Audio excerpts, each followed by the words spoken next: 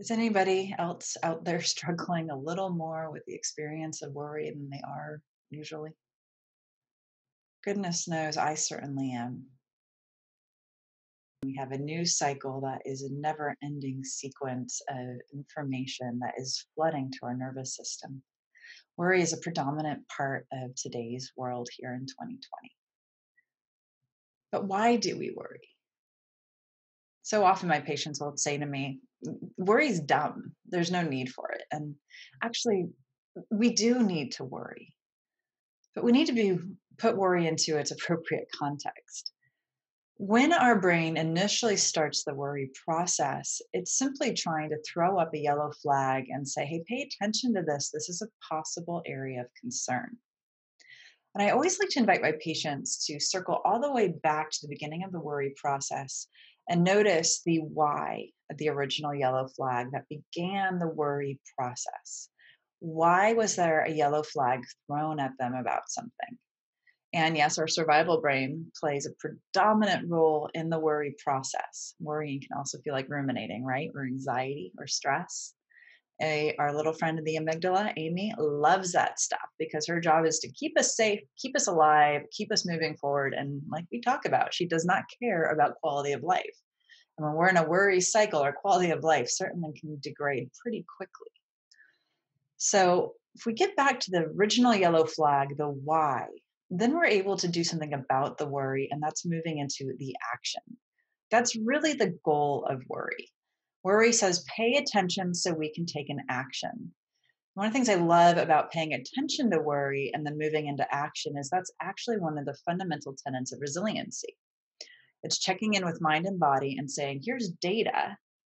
Here's why my brain has given me this data, and what step can I take now?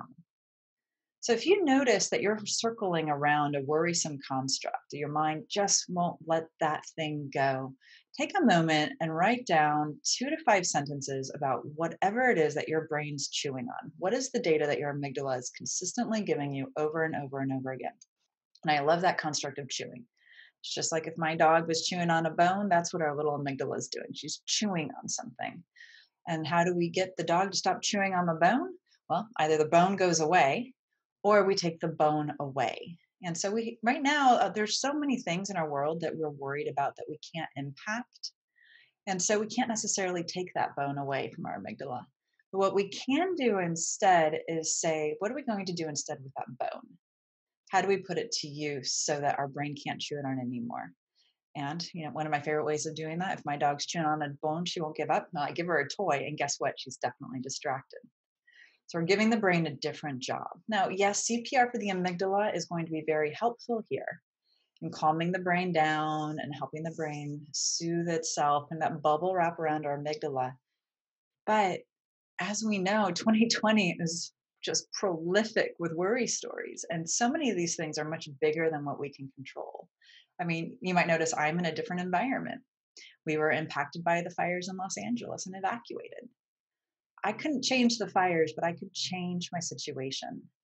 That's the power of noticing the yellow flag of worry and taking action. So write down your worry sentences, find the why. Why is your brain saying this matters? And then write down 2 to 4 ways that you can take action. Now, some of those things might be extreme. Some of those things might be really small. Well, I'm just going to crawl into bed and hide in my covers. Okay, that's fine. It's doing something different. All options are available. We honor all options.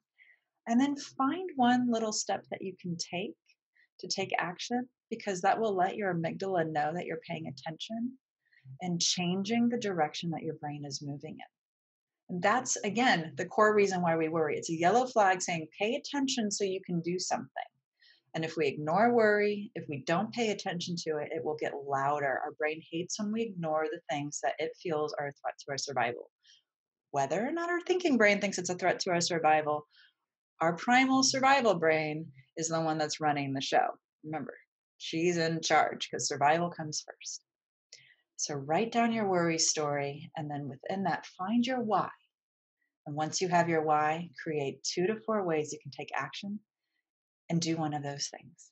And notice if your worry changes. Let me know how it goes in the comments. Happy to provide additional support. We are all in this together, and our minds and our bodies thank us when we pay attention to them and give them ways to take action.